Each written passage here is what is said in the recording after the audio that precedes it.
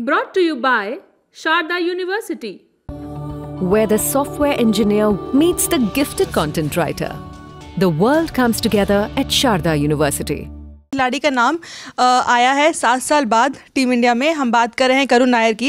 रविराज, करुण नायर का नाम पिछले काफ़ी समय से चला था। ऑस्ट्रेलिया दौरे के दौरान भी ये बात कही जा रही थी कि शायद करुण नायर को टीम में होना चाहिए था, उनको क्यों मौका नहीं मिल रहा है।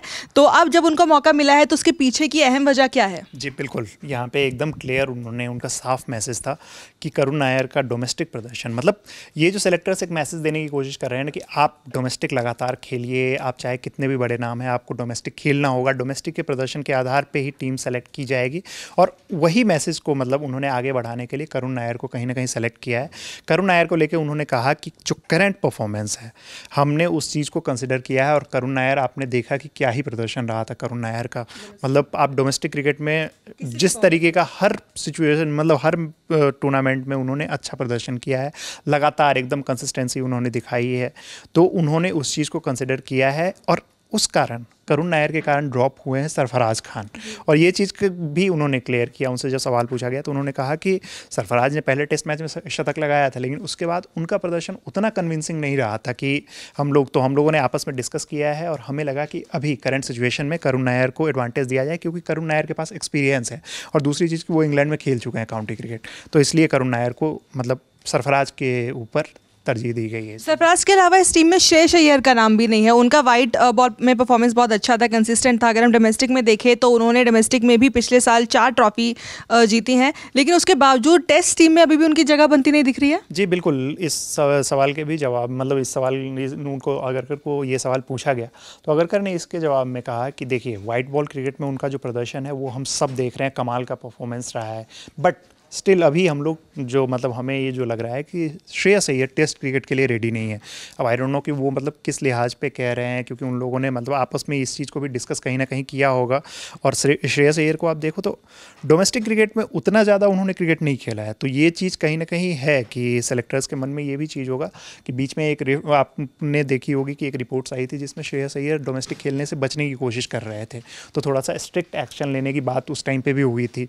तो श्रेयस अय्यर को लेकर अभी भी कन्विंस नहीं दिख रहे हैं और उन्होंने ये साफ कर दिया कि वाइट बॉल क्रिकेट में वो नो डाउट बहुत अच्छे प्लेयर हैं, but as a test cricketer अभी हम उनको नहीं कंसिडर कर रहे हैं, अभी हम उनको टीम में नहीं देख रहे हैं। अर्शदीप सिंह एक नया नाम है, प्रसिद्ध कृष्णा टीम में है, लेकिन मोहम्मद शमी का नाम इस टीम में नहीं है। जैसे बुमराह का नाम था और लगातार इस ऐलान से पहले, टीम के ऐलान से पहले ये चर्चा भी हो रही थी कि हो सकता है कि शमी जो है वो इंग्लैंड ना जाए।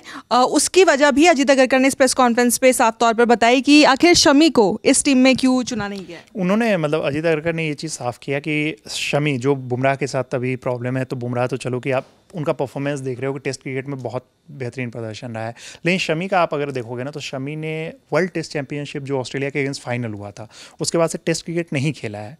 और उसके बाद से वो जो इंजरी, वर्ल्ड कप 2023 के बाद जो उनकी इंजरी हुई थी, वो लंबे समय तक क्रिकेट से दूर रहे हैं। अभी उन्होंने हाल में वापसी की है और वो भी लिमिटेड ओवर फॉर्मेट क्रिकेट में, T20 क्रिकेट उन्होंने खेला है। IPL में भी आप उनको T20 क्रिकेट खेलते देख रहे हो, यहाँ वो 4 ओवर का स्पेल डाल रहे हैं।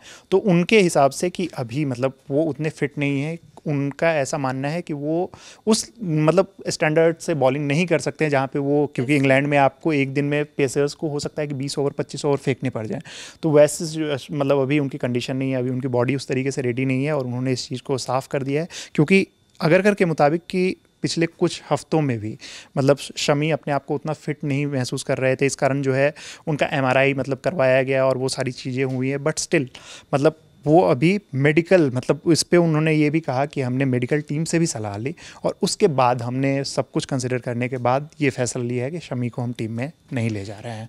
शमी की जगह उन्होंने, आप 2 नाम आपको दिखेंगे, आकाशदीप और अर्शदीप, तो 2 प्लेयर को वो लेके जा रहे हैं।